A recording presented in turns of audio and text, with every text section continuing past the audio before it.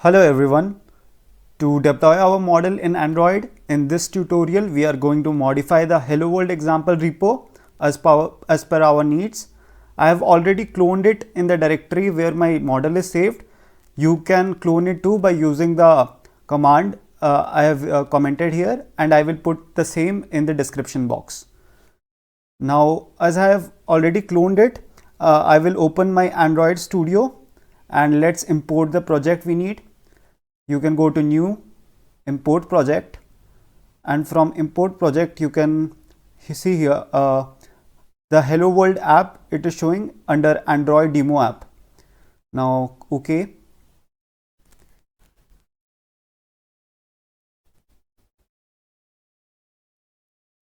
While for the loading to happen.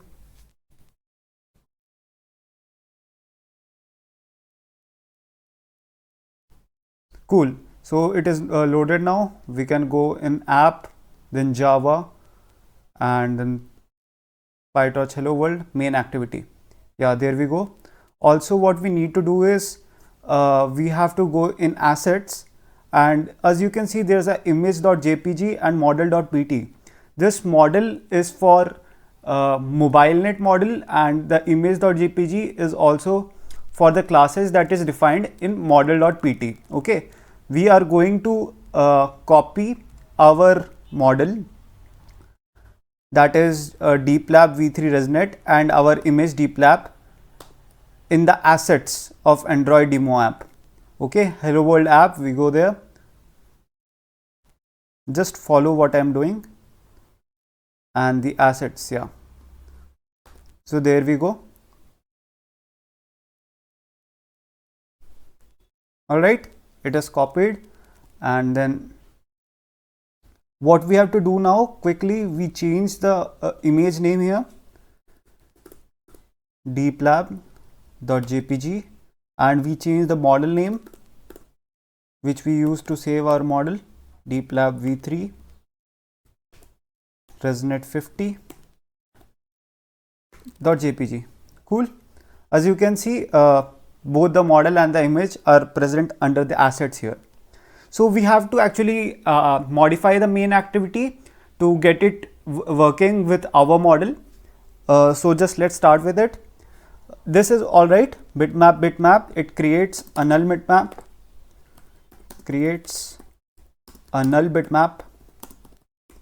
All right. This creates a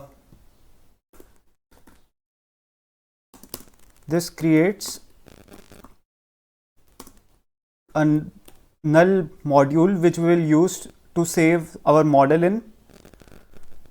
This creates a null module. All right. Now we have to change the try catch block.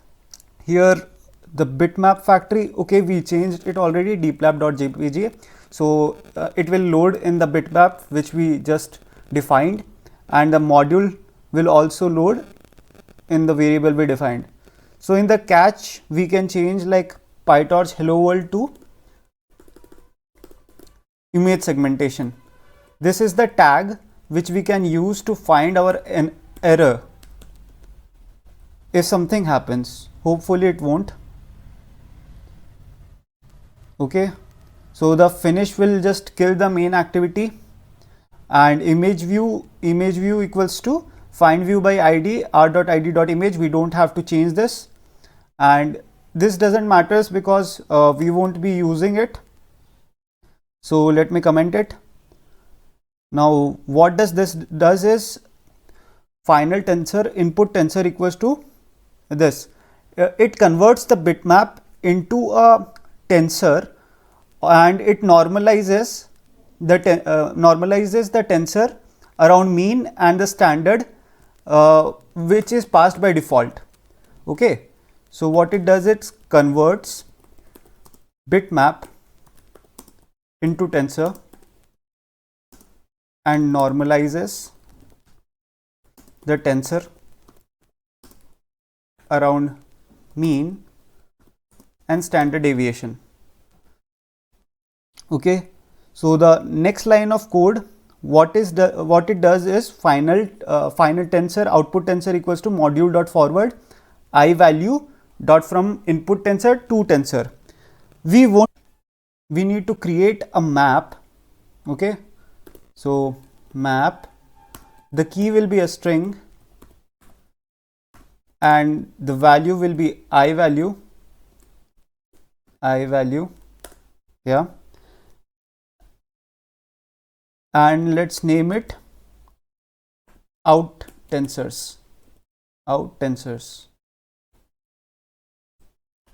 Let's just import it, import class. Yes, we are good to go. Just one error. Okay, so what we need to actually import the output correctly. So this will change to dot to dict string key, right? What it does is it passes our input tensor, that is our input images tensor, to the module which produces an output tensor. Okay, and as we saw that the output contains two keys, that is out and aux in the previous video. So here we are importing it correctly using map and out tensors. Next, what we need to do to delete this, we don't need it, and we need to write a command final float list. It makes a list and inputs is equals to input tensor dot get data as float array. As the name suggests, it converts the tensor data into an array. Tensor data into an array. Okay. From the previous tutorial, we know the key out of the output tensor contains semantic masks. Final tensor output tensor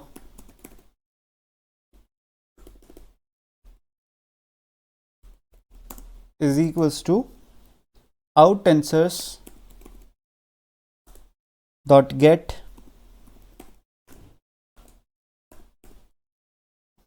out dot to tensor.